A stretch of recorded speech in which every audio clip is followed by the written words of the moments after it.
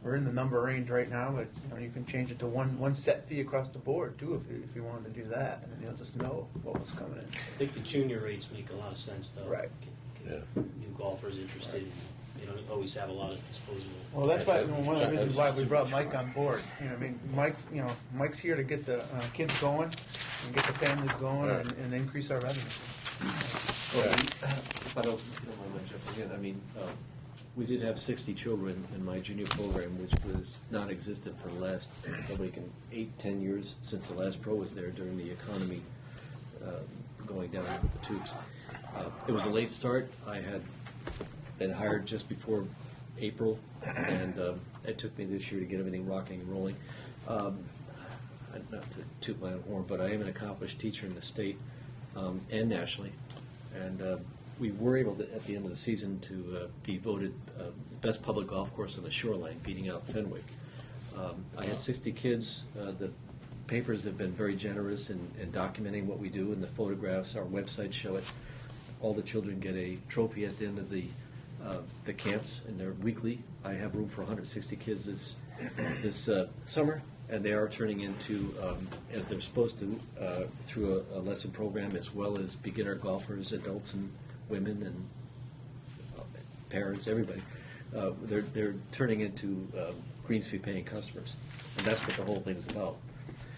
It's been very well received, and Ted and I have been working very well together, and we started turning the ship around a little bit, but we're not there yet, I would say. But we're going to turn it around a lot more this year.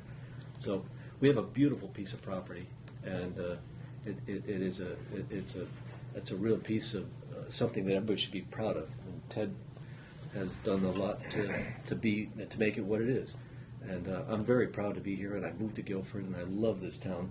So. Bit by bit, we're going to turn this little place that was nothing into something. And in fact, Brian just left, but in the center page of the Counter Events magazine, which is downstairs, it's an article that I wrote, which is called "The Little Golf Course That Could." And I wrote that, and I supply the articles to the newspapers. They said, "Mike, you just write it, and we'll put it in." Color photographs. We have the Guilford Amateur Championship that I put in last year, the first annual. Very well received. We finished the season with the Oktoberfest Fall Classic, which was a Saturday, October 27th. And I have 5 tournaments like that set up for next year, which are hole-in-one prizes for trips to Hawaii, Pebble Beach, and airfare and things like that, TVs. So all of that stuff, people are very excited about having some sort of a feel of a country club environment, and that's what we're providing right now. Sounds like you're gaining a little traction. We are. Yeah, this is really great, because every year we struggled with it. Right. How do we? This is probably the first time that I've heard some enthusiasm, so we're really looking forward to next year. And I think the idea of going across departments, and especially EDC, that's great. Right. Or family night, Sure. want those kids. Glow in the bar. We've been talking about doing a 9-hole glow in the dark golf ball evening on 4th of July and fireworks. And we're trying to make it affordable so people get involved. We have that beautiful porch, and it's lit up, and we've got tables with umbrellas. There you go. Wind them up. There you go. All right. Any other questions? I just want to comment that it's a unbelievable course. I mean, I've played it a lot, and I think a lot of us have, and we just have to be patient. Is he any We good? have to be patient. They have no idea. I'm usually in the woods. That's why they don't know, because I'm always in the woods. But yeah, just keep up the good work, because I know you did a lot this year. It's a gem, and I've fallen in love with it, and it won't fail. I can tell you that. I can't wait for the beginning. I started today. I was like, I'm tired of sitting at home, so there's things to do. So I went to work today and bumped into him and said, it's time to get going for next year. The enthusiasm. Thank you. Finish strong. Excellent. Thank you very much. Thank you. Thanks for your time. Have a nice evening. Thank you. Thank you, guys. We're having a swell time. I am. All right, Mitch. All right, human resources. Never, not that you're standing between everyone and them getting home. But no. Let's not hold me up. No. So the human resources budget, the black box at the top is wrong. It should be $3,279 increase, or 2.4%. Salaries is contractual, as everybody else has said. Expenses travel is a new item on my budget because I've been asked to break out the travel from the education part of the budget, so I did that this year. Printing should be the same. Office supplies are uptick a little bit because we've been using we're making the badges for new employees. We've taken that upon ourselves on our department, so some supplies are there. Permits due subscriptions have come down a little bit because I dropped one of them, and education's gone up a bit because I'm still attending a number of different conferences and workshops, things like that. Education's gone up a bit? Well, when you include the travel, Gotcha. it's to get together. Okay, I'm yeah. sorry, I still have it in my head that it's together. So overall, so it's overall 2.4% increase. Rich, this isn't necessarily a budget question, but where do we stand with job description? I know years ago we had them all updated, we had them. Thanks, Charles. Since I found out there was one today that was 20 years old that we did not, it was a part-time position we had not updated. I think they're all done. That was not a softball, I did not know that. Yeah, I think that was a hardball to me because it was an embarrassment. I think we're done. Every regular job, all full-time and regular part-time What jobs. is the review cycle? What is the review cycle? For employee performance? Well, not so, performance. Oh, for the Thinking more job descriptions? Well, quite frankly, what we do The is- reason I'm asking is, we had the discussion about, are the jobs that people doing matching, Right. their description, what they're getting paid? Yeah. Because, So in the things are changing. last couple of years, this goes back to the efficiency task force, quite frankly. We updated, took some time, went through every job description, updated them, got sign off for approval from the department head as well as the first selectman. So, and anybody whose job description was updated got a copy of it. We've got files of them, and every time we post a job, whenever a job becomes vacant, the first thing I do is go to the department head and say, okay, take a look at that person's job description. I want to know what they did that's not on the job description. I want to know what they didn't do that should be on there. And we update the job description at that point, if it's necessary. And usually there is some tweaking that needs to be done. We do that. I rewrite it or make those changes, get approval, bring it to the first selectman for approval, and then we post it. So there's no, if a job hasn't turned over in the last 5 or 6 years, then no, unless somebody's come to me and said, hey, this is outdated. But pretty much we're really up to date with the job descriptions now. Okay. It might be worth just asking at least the department head or supervisors, if there are changes that you're not aware of. Okay. Right.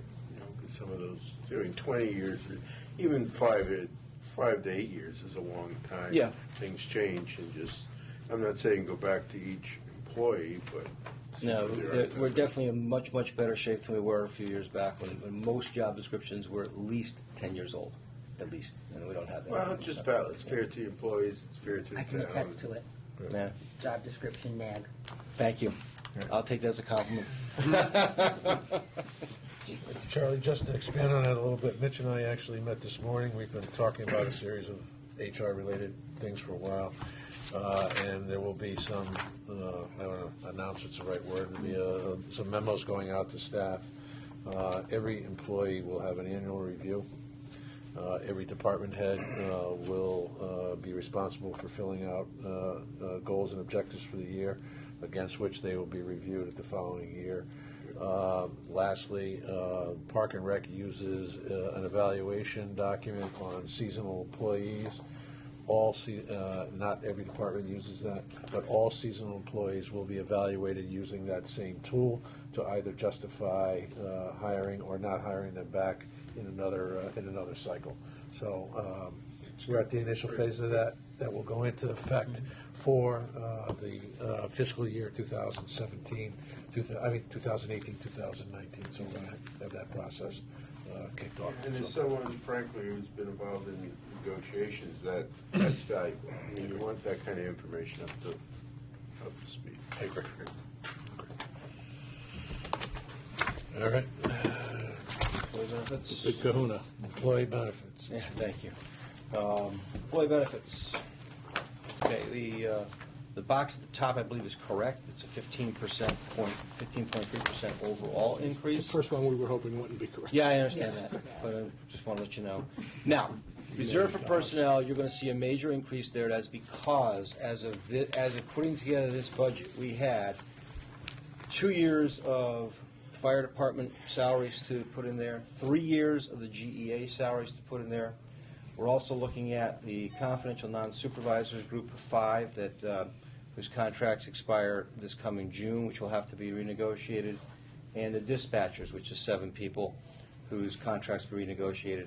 In addition, we have held off for 2 years any increases in our part-time salaries. The reason we did that is because of the classification schedule, which we tie the part-timers to, is tied right to the GEA contract. So without a new contract, we've held off those increases. So we've put all that and more, not much more, into our reserve for personnel, and that's why you see such a large number there. Now, as we discussed yesterday, the expectation is that in the next couple of weeks we'll have a signed, sealed, and delivered GEA contract, and we're going to roll back some of this reserve for personnel and put them into the proper departments. It's going to be a little bit of work. You're going to get all kinds of changes to your sheets, but I think it's going to be more accurate when you go through your final deliberations and doing the budget.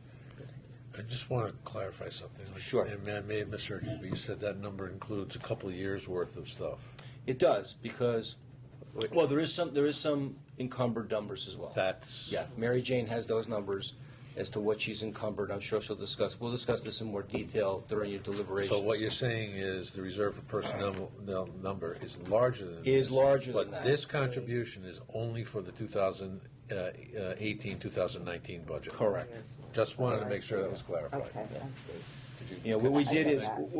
we went through the entire budget. I can actually give you that number. The entire budget was $931,000 and this is round numbers, of which $375,000 is previously reserved, bringing us back to the $555,968. And like I say, if those contracts had been resolved, especially the GEA, a lot of this would have been in those each department's presentation that they gave you. So the number won't change, just where it's Yes, distributed. exactly. Your overall salary number should not change unless after we go through it, we find that it's a little bit more, a little bit less, maybe a little bit less because of employee turnover. We're going to, and that will help us solidify the numbers as well. great. In the current year numbers, this doesn't affect your budget presentation, but just if anyone's looking through their books, I think something like that has been done in the numbers possibly with the numbers in the budget book because they're out of whack with what's in the munis reports that we've been using. Each department's been off a little bit, and I'm seeing it Okay. now. It's the reserve for personnel line for the current year on your page doesn't match munis. So I think something We'll like take a look at that same then. kind of allocation might be Okay. worth looking at. We'll take a look at that. Our pension costs, first of all, I think, Mary Jane and I have discussed this, I think the title of this line, either we break out this line or we redefine it, really is retirement costs. Because you say pension, everyone thinks of our defined benefit pension program. That's just a part of this $2.8 million that you're seeing there. Now, a good part of it is our pension, and our pension costs have gone up. One big reason why it's gone up is because we decreased our assumption rate at the suggestion or strong suggestion of our actuary from 7% assumption rate to 6.75. So that's had a major impact on the increase in contribution to our defined benefit plan. This line item also includes our contribution to Teamsters pension, which is separate, as well as our OPEB accounts.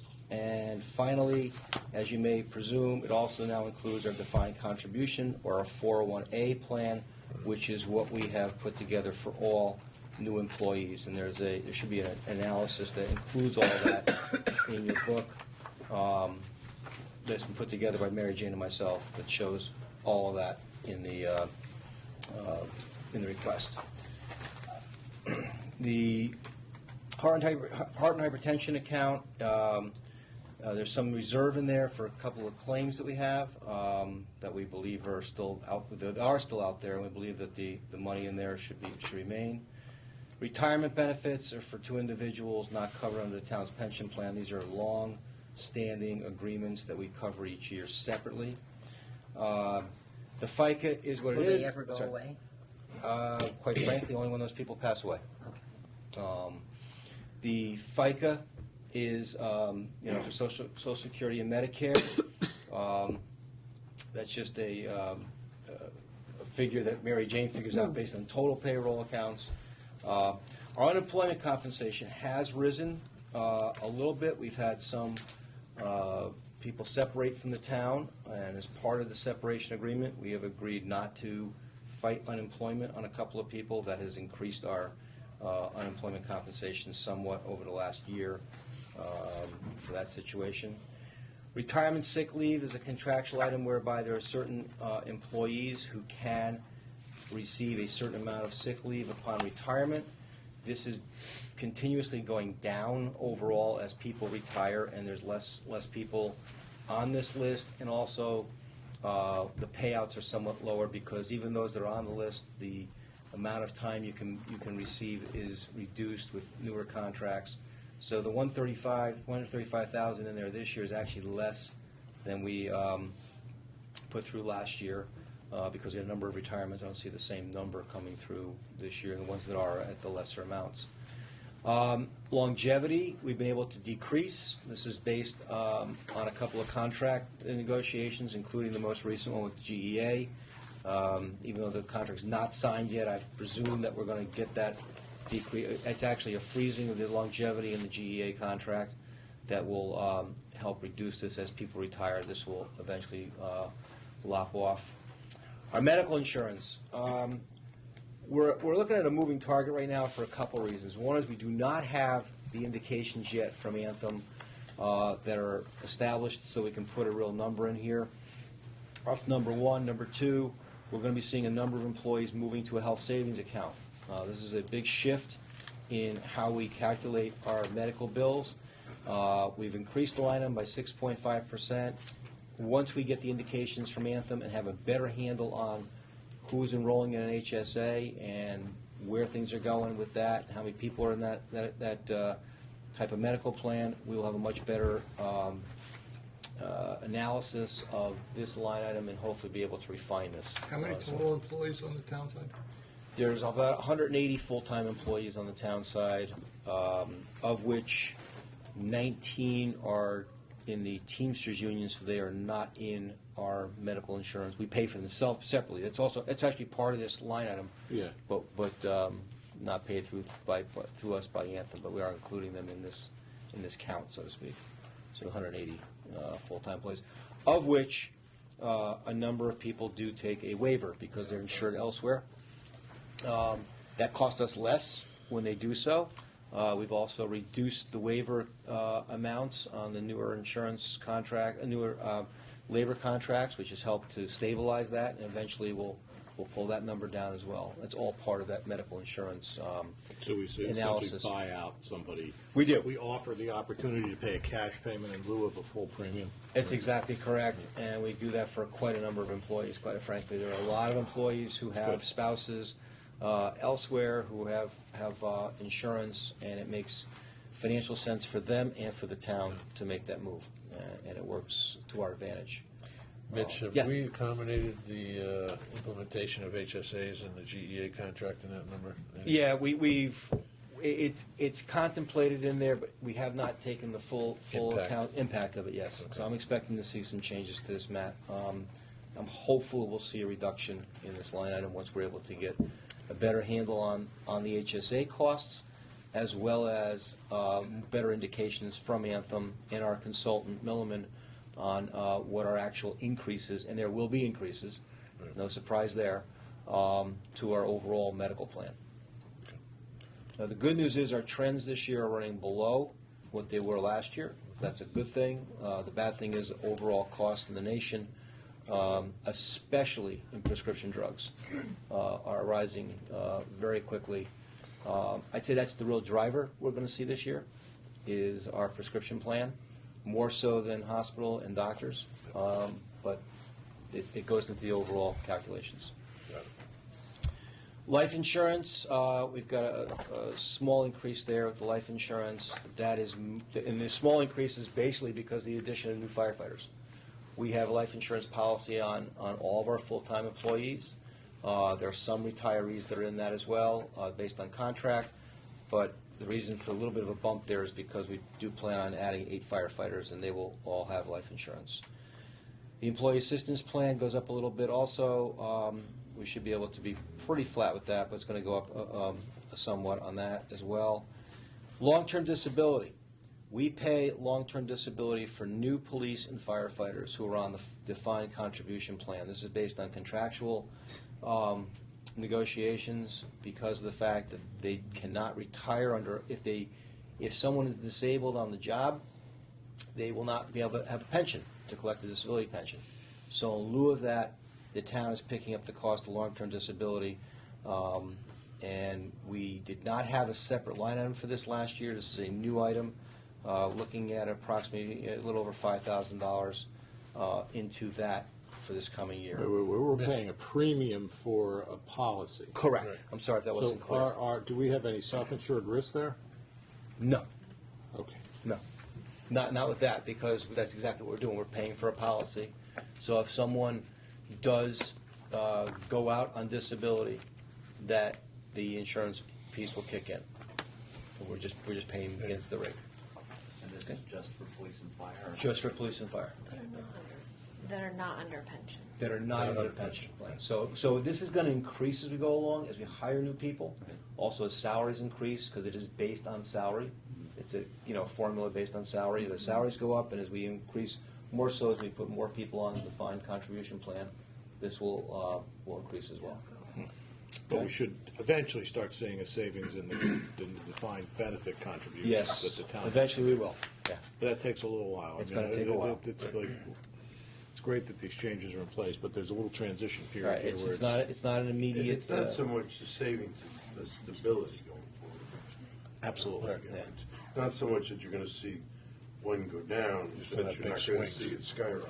Right. Fair enough. And quite frankly, just to go back to some of the definitions of defined contribution versus defined benefit, when someone retires on the defined benefit plan, we continue to pay them. But in the defined contribution plan, we're done. Yeah, That's the nothing end. else goes in. That's the end. We're done, and they take their money, and we stop, and we just go on to the next person. So it's going to take some time because that defined benefit plan, the traditional pension plan, is out there for many people who have already retired and many who will yet to retire. So it's going to be a significant cost. But as Charles just said, we will be able to start stabilizing our costs because, as you see with the pension, we go like this. And mostly up, based on rates of return, based on the assumption rate I just spoke about, based on how much is contributed. So we'll have some changes there. Yes, just a quick question. You Sure. had said that this is not a line item that we had before. Our budget sheets are showing the long-term disability. Our budget sheets are showing there was a revised budget in 2016, 2017 of $3,000 for that. There may have been certain. I got to take a look at where that came from because we must have moved some money over from somewhere else to put it into that line. But then there were none last year. None last year, 'cause it wasn't. Or the part of current this. year, the year we're currently in. Yeah, I think Mary Jane has not moved the money into this current year, but we did it for the year before. But this had just started when we put together the budget last year. So that's why there was nothing put in. In fact, if you go back to 2016, 2017's budget as proposed, there was nothing proposed for LTD. And now I think what we did is we took the money, I think what Mary Jane did is the money we expended, she created the line item and then put the actual money in that was actually expended. And she'll do the same thing for 2017, 2018. Okay. Just Then we got reimbursement from Waste Transfer Station on benefits, and that's just calculated based on the FICA, medical insurance, life insurance, et cetera. All right. Any questions about benefits? No. Okay, now I'll move on to insurance. I do have, if I could, just Sure, one sir. quickly, if you have this off the top of your head. In FICA, there's a $70,000 increase. So that's 7%, so that's a big salary number. Yeah, Mary Jane's got she does the Okay. FICA number. I'm not sure. I think quite frankly, the bigger part of that is the fact that she has, in fact, I think that's the reason, she has budgeted for the full impact of FICA on the firefighters, new firefighters, without an offset as of yet, because we wanted to make sure that the offset for FICA was in the SAFER grant. We weren't sure of that when she put together the I budget. see.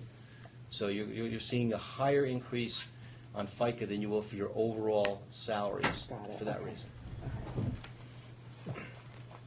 All right, That makes sense. Thank you. on to insurance. Yeah. Yes, Okay. Insurance, the top box is incorrect. This time it's unfortunate. It's an increase of $121,404, which is a 14.1% increase. The first two numbers are very preliminary. We are looking at the moment, a 15% increase in workers' comp and a 10% increase in LAP, the liability, auto, and property insurance. However, we have not yet met with KERMA. They have not revealed any numbers to us. They will, I believe, in the next week or two. Matt, myself, and Mary Jane will be sitting down with KERMA to go over what the indications are for our workers' comp and LAP. I do expect this to come down a bit. So we're budgeting on the high side just to put numbers out there, but we will be able to, I'm sure, reduce in this area, hopefully. Is workers' comp result of some modifications? Different, more claims coming on board over the last couple of years? We have had some significant claims, and that has driven our policy up. We've got some out there. You've heard some of the other department heads, both police, fire, and I said both. Police, fire, and public works have all mentioned we have workers' comp claims outstanding right now, and those are unfortunately helping to drive up our costs. It's just a fact of life, and unfortunately we've tried with a lot of different safety measures, but we just still happen to have injuries, and some of them, most injuries are very minor, just report, and people come back to work the next day. But we do have some that have people out for a number of months, and that does help drive our costs because KERMA is paying indemnity costs as well as medical costs for those people. Our LAP rates, on the other hand, have been pretty good, knock on wood, and I don't think we're going to actually get the full 10% increase this year. I think we'll be less than that, but I think as we budget each year, we start. The rest of the insurance, I think, is much, except for the very end, is much better predicted. We know what those policies are. The crime and fiduciary liability policies are pretty much staying. There's some juggling in some of the policies, but actually came out, the total is the same. Our miscellaneous insurance, also a little bit of juggling, but the amount remains the same overall. Our claims deductibles, this is a guess that we do each year. We carry a $10,000 deductible for non-monetary claims against the town. This could be for a CHRO complaint or other cases for non-monetary damages where our insurance company, KERMA, does not, will provide us an attorney, but does not cover the claim, and therefore we have a $10,000 deductible. We put in for $20,000 each year there. Our consultant for these insurances is HD Seeger. There's a rate of $10,000, which is held for the last number of years, so that remains the same.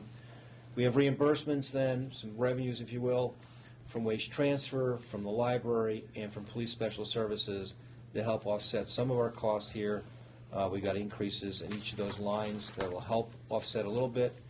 And the last number of years, we've received an equity distribution bonus, if you will, from KERMA, which varies year to year. One year there was nothing, but the other years we've averaged about $40,000 a year. I've inserted the same as last year, which is a $30,000 placeholder. I'm hoping it's at least that amount going forward. We may have a better indication of that also, Matt, when we do meet with KERMA to see whether got that coming. Questions on insurance? Okay, thank you. We're good. Thank you, Mitch. Thank you. All right, I think that concludes our Another 25 minutes for contingency.